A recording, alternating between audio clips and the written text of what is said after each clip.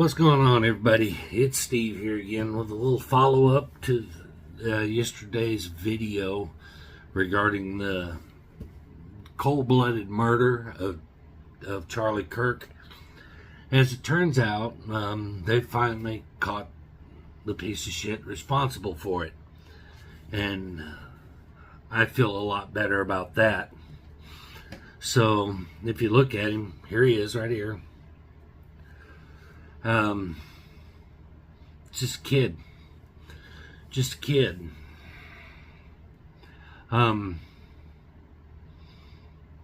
Motivation, political. Let's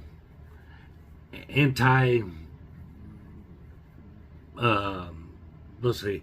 The bullet casings were marked with political expressions like "catch this, fascist," and stuff like this. So absolutely 100% politically motivated, of course, like we did know that. And why did he do it? Well, it seems from interviews with his family and stuff that he was watching a lot of social media from platforms from the radical left, and that must have inspired him, because the right are the ones that incite violence.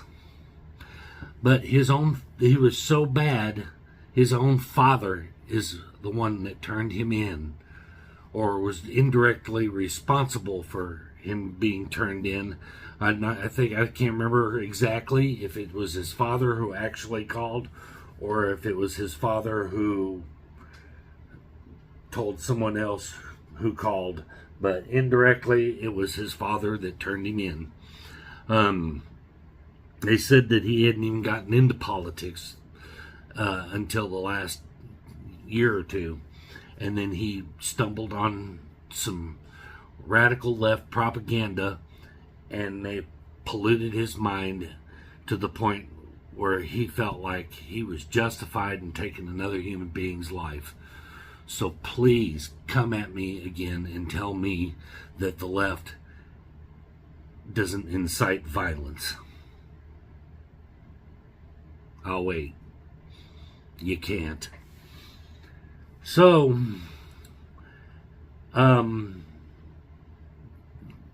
if we have to look for some kind of something positive to come out of this, which is very, very difficult to do, because I can't really see anything very, very much that you would consider positive that comes from this, is that, you remember what I said in the last video where I said people were going to start pushing back. You push people too far, and then eventually they're going to push back. Pushback is happening. I have seen social media flooded with teachers, with celebrities like Stephen King, comic book creators, and various other people associated with different companies and stuff being terminated for the absolute disgusting, what you guys throw the word hate speech around like confetti, but for the actual hate speech that they posted on their social media account. One local teacher where I live got terminated. She said it was divine redemption that he got shot. Please. So people are pushing back, and here's the thing: is all that perceived immunity that you all thought you had because you were different, and you thought people were too scared to stand up against you for fear of social ridicule and stuff. It's fading, and it's fading quickly. People don't care about social ridicule anymore. people are starting to realize that it doesn't matter if you're trans, you're gay, you're black, you're white, you're Hispanic, you're anything. If you're an asshole and you act like a savage beast, then you get treated as such. And and y'all talk about, and if y'all want to make that comparison to, well, y'all think Charlie Kirk stood for free speech, and that's their free speech. You're right, it is free speech, and you can say whatever you want to, but your employer also reserves the right to terminate you for it. So, tough. So, now what we're seeing in droves is the right slamming their fist down and saying, that's enough. We've had it. We're sick of it. You don't get to identify as a house cat and then think you're immune to consequences for your actions. So guess what? Keep talking. Keep getting on social media and blasting this vile, disgusting shit that you keep spewing. And lose your jobs. Lose your jobs. Be publicly humiliated for it, get your name blasted in social media, and you people actually use hate speech to talk about how we use hate speech. It's ridiculous. You clearly don't know what hate speech is. It is ridiculous. Having a difference of opinion is not hate speech. The shit that Kathy Griffin did when she held up the severed head of Donald Trump, and when she called for doxing of that 14-year-old high school kid because he was wearing a MAGA hat and that Indian got up in his face and called for his names, his address, and was legitimately straight up trying to incite violence and put that young boy's life at risk. And even after they released the full video that showed that the boy was completely innocent, she dug her heels in and still kept on. That, my friends, is hate speech. That is inciting violence against someone. That is the difference between saying that I don't believe that a man can be a woman biologically is not hate speech. That is not even an opinion. That's just biology. And to say that I don't think biological men should be able to compete in women's sports because they have an unfair advantage is not hate speech. He didn't ask for people to go out and murder trans people. Kathy Griffin, on the other hand, straight up came out and was trying to get this kid killed and his family. That's hate speech. Okay, learn the difference. Okay, remember when you were a kid? If you're old as me, maybe you younger generation never heard the expression, but it's an old one, so probably have. Remember when the motto was "Sticks and stones may break my bones, but words will never hurt me." I mean, as a child, we understood what that meant. We understood that just because you're in there running your mouth, that isn't violence until you lay your hands on me. But yes, somehow we've forgotten that words are not violence. Words are not violent. Charlie Kirk didn't incite violence. He wasn't telling people to go out and murder anyone.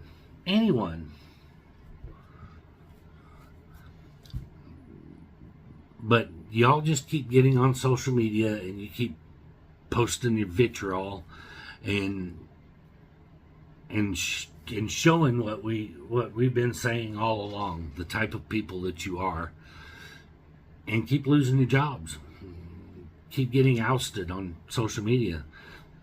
The comic book writer that got fired from DC Comics.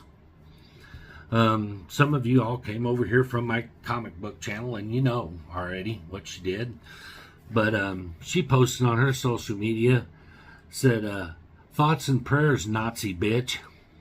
And then underneath that, she wrote, I hope the bullet's okay after touching Charlie Kirk.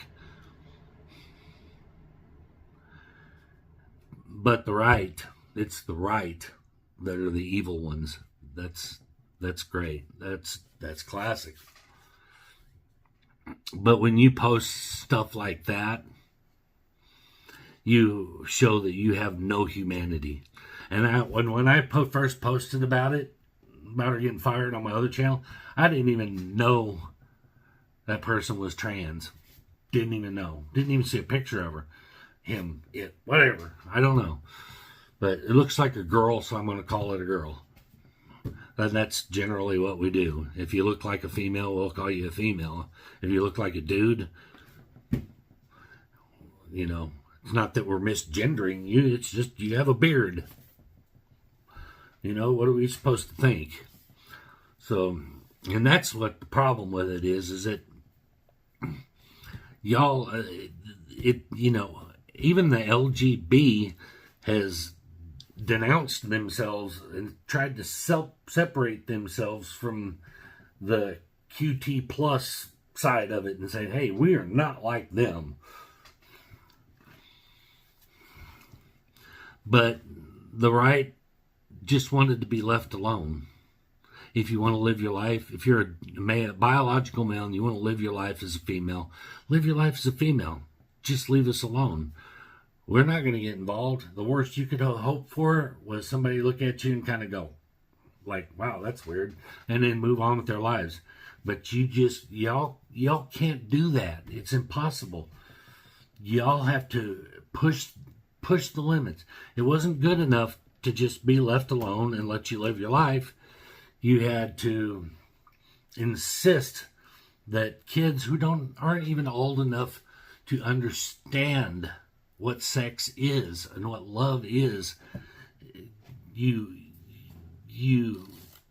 insisted that they be taught that if you're an 8-year-old boy and you want to be a girl, you can do that. That's not up for you or your teachers or anyone else to teach to our children. So you push us into a corner like that, and then when we push back, you scream homophobe, transphobic, whatever. But we were happy to just you do you and move on, but you just won't let us. You drag us into it. Then you decide that, okay, if I grow my hair out and get breast implants, I should be able to compete with women in women's sports, and you can't say nothing about it. I should be able to go into a girl's locker room, and y'all shouldn't say nothing about it. And if you do, then you're the problem. You're transphobic. No, it's not. It is not. And it is not hate speech to say that. It is just basic human common sense, folks. We've lost that somewhere. But when the radical left keeps pushing and pushing and pushing, you know, you don't have to like something. And it's fine that you don't like it. Then don't like it. Don't support it. Don't give money to it. Don't buy it. But don't drag us into it and say, well, if we don't like it, then you can't like it either. Otherwise, you're a racist, or you're a Nazi, you're a homophobe, or and that's not how it works. You don't like a restaurant, don't eat at the restaurant. The incident where the gay guy went into a bakery that he knew was owned by a Christian family and knew what the answer was going to be before he asked, but he wanted to film it just so he could expose these evil people. Goes into this bakery and says he wants them to make a cake for a gay wedding with 2 grooms on it. And they said, well, no, we won't make that because that goes against our religious beliefs. and they tried to shut him down. Tried to expose the evil man. That is not hate speech. Your right to be gay does not trump someone's right to their religion. There are a million bakeries in the world that would be happy to do that for you. But you all insist on dragging us into it and essentially picking a fight, and then get mad when we fight back. That is it in a nutshell. And that's why Charlie Kirk died. Is because he invited people who disagreed with him to come in and have a rational discussion, open forum, where they could voice their opinions and debate with him. And when they didn't win the debate, they lost their cool and became aggressive, and that is what happens. You're so close-minded to a different view that you're willing, that when you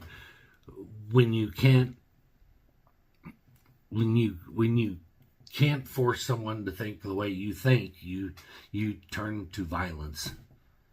And that is essentially it in a nutshell. Y'all are telling us how we should feel, how we should act, because that's how you feel and you act, and how you act, and anybody that disagrees with you is evil. And that is not how the world works. The View, I mentioned the women on The View yesterday. You know, the left's council of wise women that y'all love so much. I talked about how much I despise those women, but I would never wish harm on them. And I would certainly never celebrate if something bad were to happen, or if somebody took one of them's life because they disagreed with them. They actually released a statement. Whether it was scripted or not, I don't know.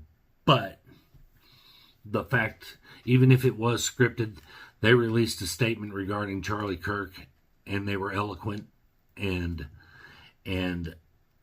they denounced violence in any form from any political affiliation, and said that what happened is disgusting, and actually reacted like a normal human being should react to something like that. There is a video of a guy right after Charlie Kirk got shot and killed over, standing up cheering with his hands in the air, cheering that he died, that he just witnessed someone being murdered, and cheered that. And the fact that you can't see that is fucked up and wrong is disturbing. And it just baffles me. But I know I'm still, and you know what? It's sad to say, but you know, I'm still eat up with it. I'm still feeling the effects from this. I've watched. I'm not coming at this from a casual, side where, yeah, I know who he is, I know what he did, but I don't know nothing about him. I've watched hundreds of Charlie Kirk's videos. You know, he made famous the Change My Mind episodes. He just invited people on and said, here's what I think. Let me know what you think, and let's have a discussion about it. Nothing, he was never disrespectful. Just because somebody says something that you don't agree with or don't like doesn't make them disrespectful, and doesn't make it hate speech. That is the point that people have failed to remember. going on social media like Kathy Griffin and actively calling for violence, telling people, go after this person, that is hate speech. That is inciting violence. And she got off scot-free. Her career is over. But look, here's the thing. We're at a crossroads right now as a community. I know I've sat here and I'm pissed still, and I know I've said a lot of negative things regarding the left, or regarding the actions of the left, I should say. But here's the thing: is we're at a crossroads, and we're heading toward a really, really, really bad place in this country. We can either choose to stay on that path and all go down in flames, or we can find an off-ramp somewhere and figure out a way to fix this. The easiest way to fix this is live and let live. Let people believe what they want to believe without fear of persecution, and certainly without fear of being shot in the face for it. How hard is that, honestly? Let people from the right and the left, let people believe what they want to believe. Let people choose what they choose, and go on with your lives. Let people vote for who they want to vote for, who they agree with, and let them go on. Let people purchase what they want to purchase. Let advertisers put what they feel like putting on their labels. Let them put them on the labels. Let networks run TV shows that they want to run. If you don't want to support them, don't support them. It is that simple, but you don't have to drag everybody in to a fight over it. You know, just for clarity, I have a gay brother and sister. So I am not homophobic at all. I think gays should be able to get married, just like they should, which is direct opposition to what Charlie Kirk thinks, but I think they should be able to get married. As a matter of fact, I don't have it, but matter of fact, I got ordained as a minister, and my number one reason why I did it is because I had two gay friends who wanted to get married and were worried that they wouldn't be able to find a preacher that would marry them. I got ordained and I said, I'll do it. So I'm not a homophobe. Anybody that knows me personally will tell you I am none of the things that you think I am because I disagree with you. I've never been a racist. I've never been homophobic, never transphobic. I'm not afraid of a guy in a dress, okay? And you may think I'm being disrespectful by saying that, but I'm beyond caring whether I offend anybody or not. I really am. I don't, life's hard. Buy a helmet. Do I say things that might offend people? Absolutely. Do you? Yeah, absolutely. We're all going to say things and hear things that are offensive, but that's life. That's life. You buy a helmet and you move on. You say, wow, that was offensive. I think I will distance myself from that person. And you move on, because that's what normal human beings do. But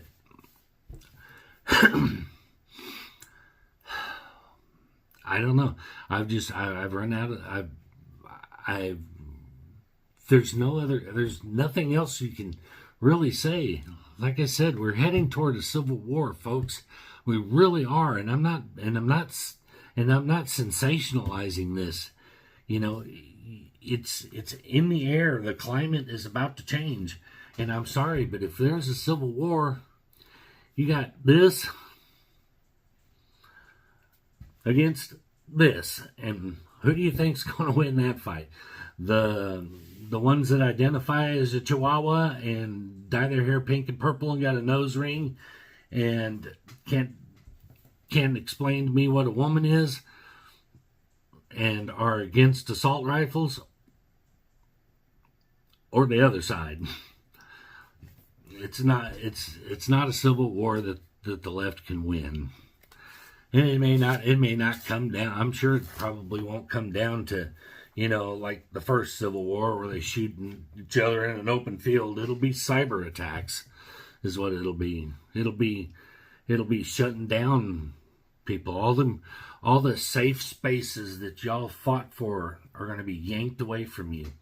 No longer will you get jobs just because an employer doesn't want to be blasted on social media as being racist, homophobic, transphobic, or any other phobic you want to say. They're going to say, I don't care. It's my business. I'll hire who I want to, and y'all can kick rocks. And that's what's going to happen. And all you have to do is live your life and let everybody else live theirs. So I'm going to leave you with this quote that I ironically read on a Facebook post. One of my friends posted that I thought, wow, that's pretty powerful. A little statement there for a meme. If you want to honor the people who died in 9/11, we need to start acting like the people we were on 9/12. And that pretty much sums it up. That was the last time I think that this country actually came together as one unit and stood together and left and right and held hands and sang Kumbaya and all that other good stuff. But if we can't get back to that and we keep going down this path and we don't find that off-road somewhere and take a look at ourselves and say, something we're doing is not working and it's fixing to get apocalyptic. If we don't do that, then we have lost our humanity and everybody suffers. So hopefully, again, they caught the guy that shot. They can't, of course, they have to say allegedly because he hasn't been convicted, but he confessed to doing it. So they caught the guy. I would urge the people on the right, as angry as we are,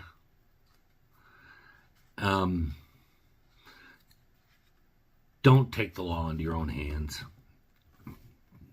Don't be them. That's them. Okay? Don't take the law into your own hands. Violence is violence is violence is violence. It doesn't matter what side it comes from. You're not justified in taking someone's life, regardless of what they believe, what they've done. That is for the courts to decide. Push back with your actions, with how you handle yourself, don't push back with violence. That's what I'm saying. Violence is them. Violence is not us. If we resort to violence and lash out at these people, the people that have left the disgusting comments on social media, if we lash out against them, then we're no better than they are. So please keep Charlie Kirk's memory alive. Stand by your principles, stand by your beliefs, but do it peacefully, and don't resort to the atrocities that we've seen in recent past. And that's going to do it for this one. And we will see y'all in the next one. Peace.